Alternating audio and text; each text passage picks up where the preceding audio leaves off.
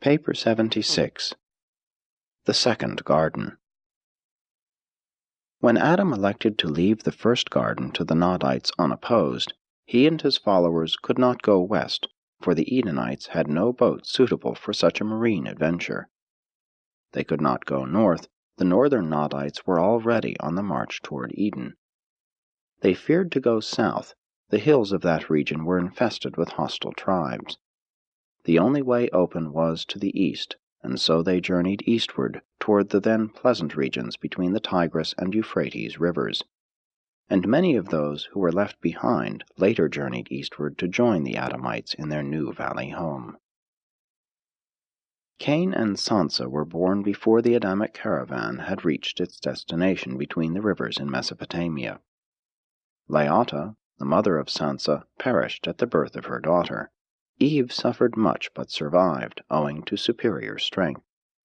Eve took Sansa, the child of Laata, to her bosom, and she was reared along with Cain. Sansa grew up to be a woman of great ability. She became the wife of Sargon, the chief of the northern blue races, and contributed to the advancement of the blue men of those times. 1. The Edenites enter Mesopotamia. It required almost a full year for the caravan of Adam to reach the Euphrates River. Finding it in flood tide, they remained camped on the plains west of the stream almost 6 weeks before they made their way across to the land between the rivers, which was to become the Second Garden. When word had reached the dwellers in the land of the Second Garden that the king and high priest of the Garden of Eden was marching on them, they had fled in haste to the eastern mountains. Adam found all of the desired territory vacated when he arrived. And here in this new location, Adam and his helpers set themselves to work to build new homes and establish a new center of culture and religion. This site was known to Adam as one of the 3 original selections of the committee assigned to choose possible locations for the garden proposed by Van and Amadon. The 2 rivers themselves were a good natural defense in those days, and a short way north of the Second Garden, the Euphrates and Tigris came close together, so that a defense wall extending 56 miles could be built for the protection of the territory to the south and between the rivers. After getting settled in the new Eden, it became necessary to adopt crude methods of living. It seemed entirely true that the ground had been cursed. Nature was once again taking its course. Now were the Adamites compelled to wrest a living from unprepared soil and to cope with the realities of life in the face of the natural hostilities and incompatibilities of mortal existence. They found the first garden partially prepared for them, but the second had to be created by the labor of their own hands and in the sweat of their faces. 2. Cain and Abel. Less than 2 years after Cain's birth, Abel was born, the first child of Adam and Eve to be born in the Second Garden. When Abel grew up to the age of 12 years, he elected to be a herder. Cain had chosen to follow agriculture. Now in those days it was customary to make offerings to the priesthood of the things at hand. Herders would bring of their flocks, farmers of the fruits of the fields. And in accordance with this custom, Cain and Abel likewise made periodic offerings to the priests. The 2 boys had many times argued about the relative merits of their vocations, and Abel was not slow to note that preference was shown for his animal sacrifices. In vain did Cain appeal to the traditions of the first Eden, to the former preference for the fruits of the fields. But this Abel would not allow, and he taunted his brother in his discomfiture. In the days of the first Eden, Adam had indeed sought to discourage the offerings of animal sacrifice, so that Cain had a justifiable precedent for his contentions. It was, however, difficult to organize the religious life of the second Eden. Adam was burdened with 1,001 details associated with the work of building, defense, and agriculture. Being much depressed spiritually, he entrusted the organization of worship and education to those of Nodite extraction who had served in these capacities in the first garden, and in even so short a time the officiating Nodite priests were reverting to the standards and rulings of pre-Adamic times. The two boys never got along well, and this matter of sacrifices further contributed to the growing hatred between them. Abel knew he was the son of both Adam and Eve, and never failed to impress upon Cain that Adam was not his father. Cain was not pure violet, as his father was of the Nodite race, later admixed with the blue and the red man, and with the aboriginal Andonic stock.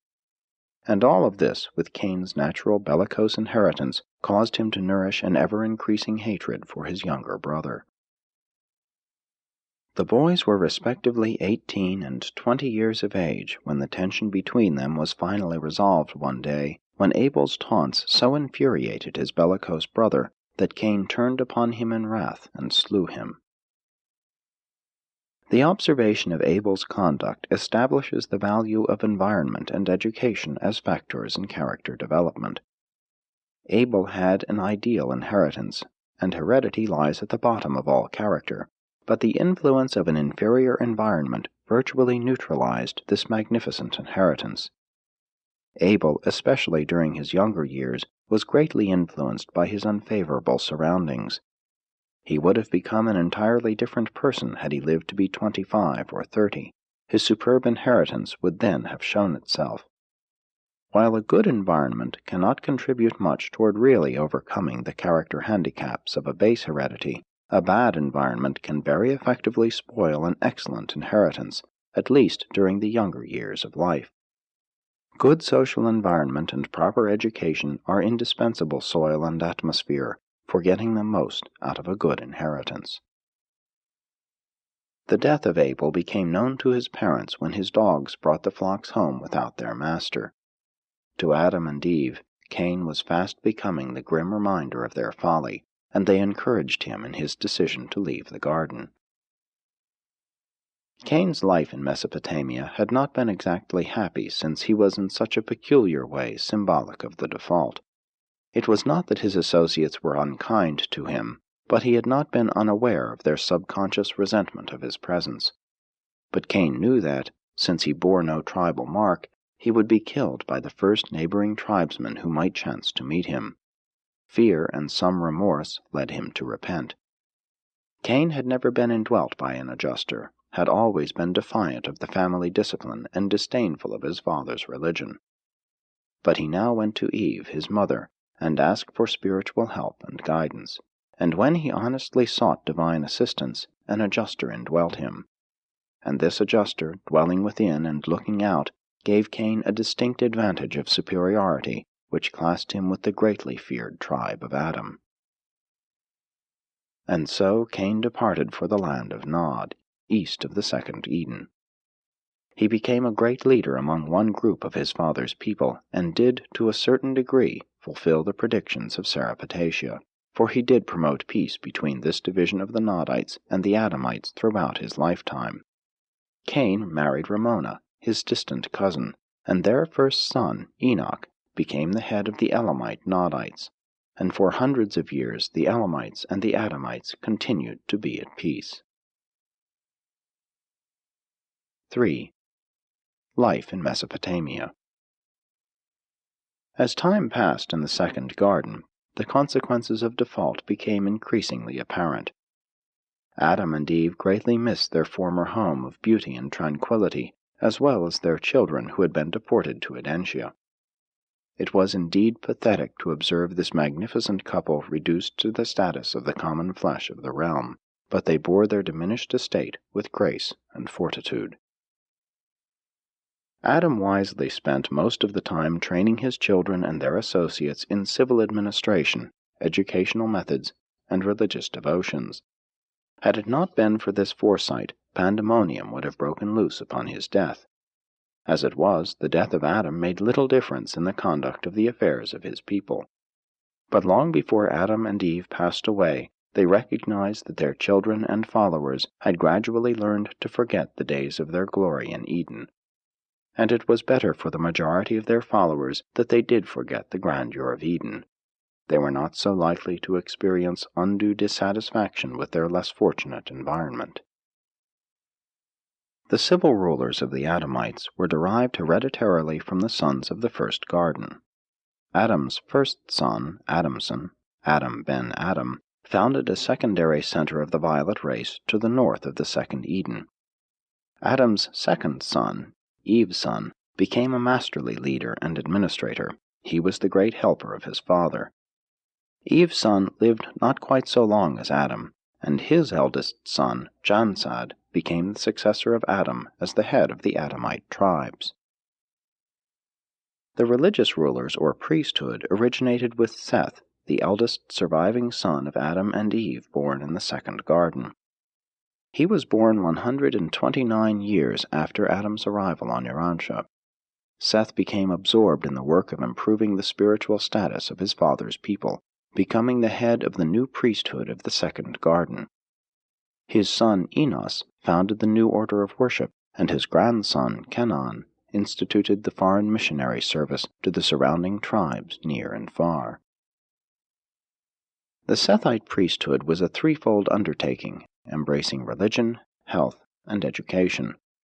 The priests of this order were trained to officiate at religious ceremonies, to serve as physicians and sanitary inspectors, and to act as teachers in the schools of the garden.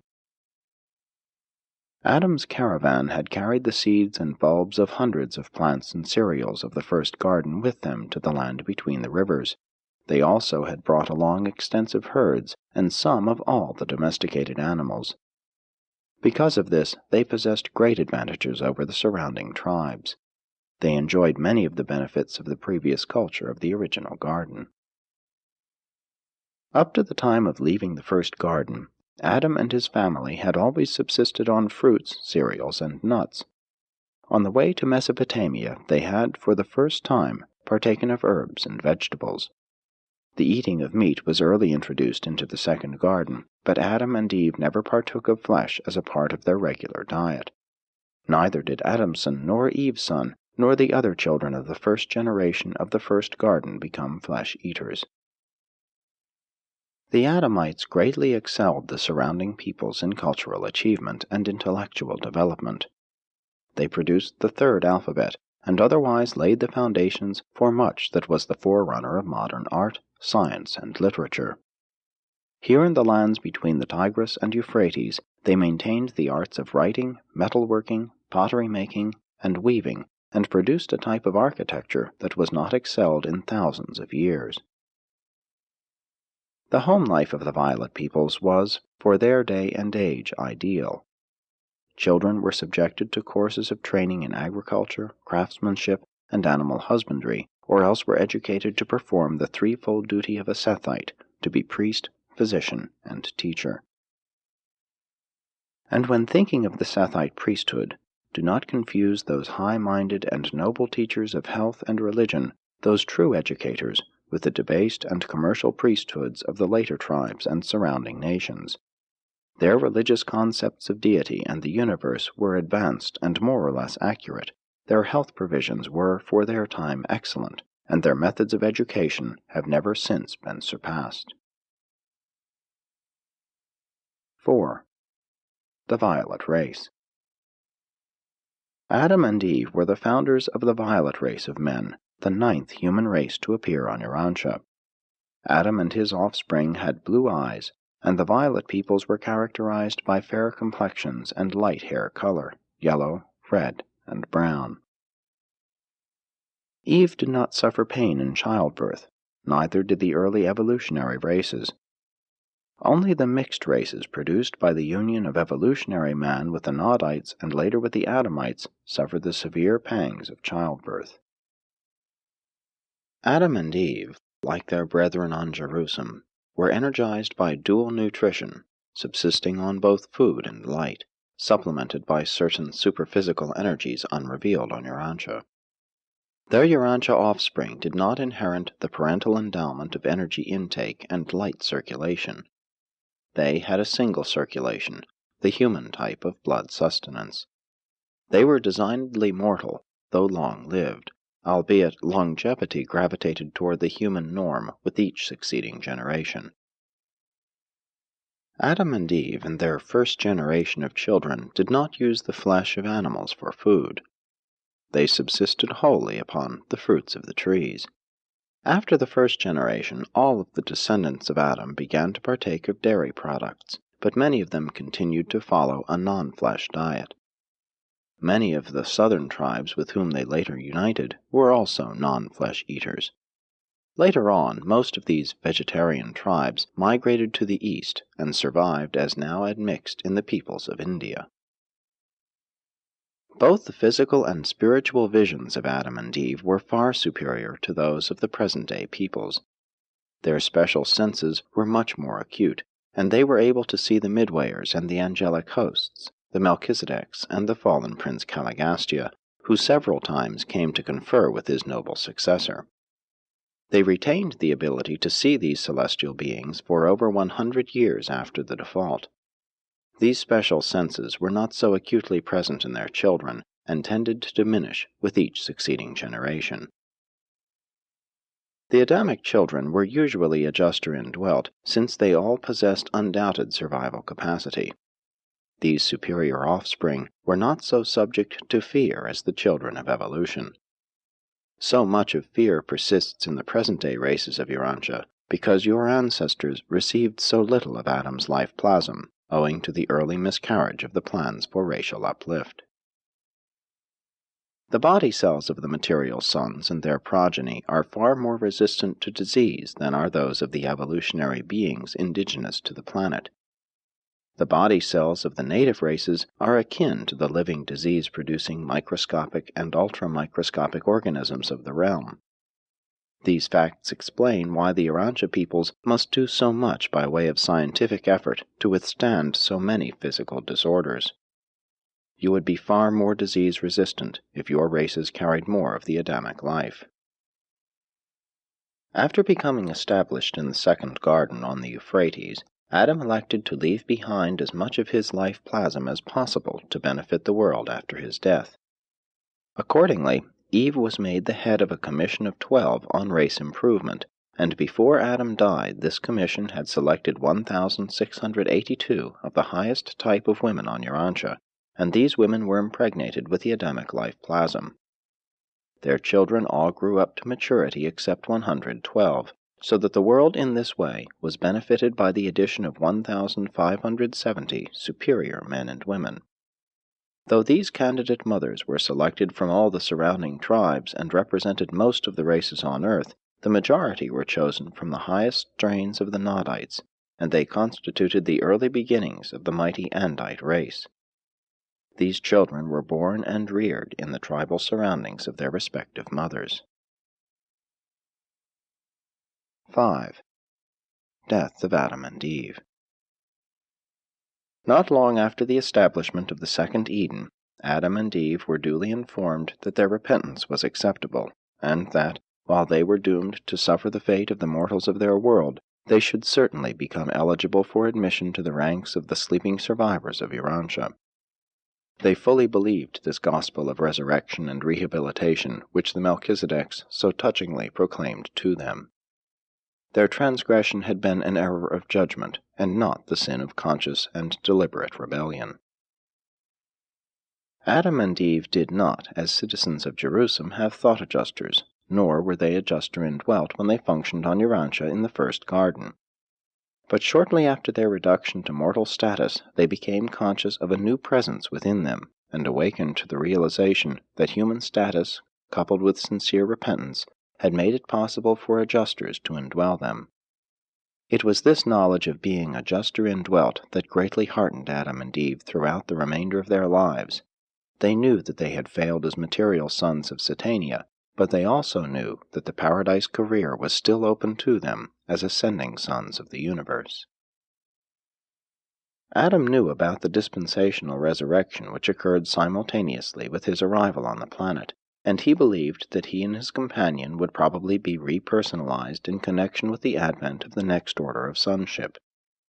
He did not know that Michael, the sovereign of this universe, was so soon to appear on Urantia. He expected that the next son to arrive would be of the Avonal order. Even so, it was always a comfort to Adam and Eve, as well as something difficult for them to understand, to ponder the only personal message they ever received from Michael.